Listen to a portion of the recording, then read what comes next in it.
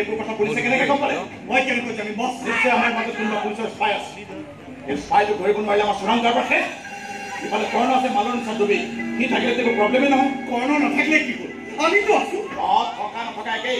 গোটেইবোৰ এফাল আৰু কৰ্ণ এফাল চম্ভালি ৰাখ তোৰ ভনীয়ে কি কৰিছে এতিয়ালৈ কোনে একো কৰা নাই কিন্তু অতি সোনকালে যদি তাই মোৰ ভাইৰ পাছ নেৰে তেতিয়া কিন্তু কোনে কি কৰে তাৰ একো ঠিকনা নাথাকে তাই তোৰ ভাই ভাল পায় ভাল নাপায় তোৰ হৈ দালালি কৰে মোক ঠিক হ'ব কিন্তু ভণ্টিৰ ক্ষেত্ৰত ভাবি চিন্তি শব্দ প্ৰয়োগ কৰিবি তেনেহ'লে তোৰ ঘৰতে তাইক সযতনে সাঁচি ৰাখ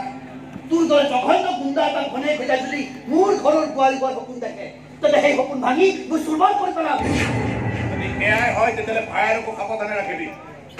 ভণ্টিৰ আশে পাশে যদি তাক দেখো কি দাদা দাদা বুলি মতাৰ টাইম নাপাব টাইমত দেখা যাব কাৰ টাইম আহে আৰু কাৰ টাইম শেষ হয়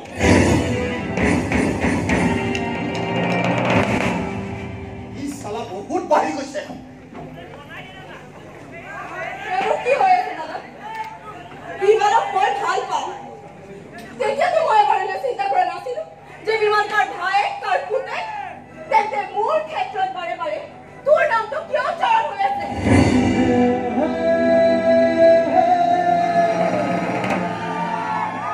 যাৰ নামত বদনাম থাকে সেই নামটো মানুহে বেছিকৈ উচ্চাৰণ কৰে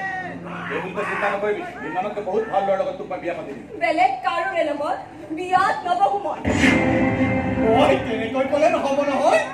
মই আছো নহয় মই তোক বিয়া কৰা কুত্তা হৈ আছে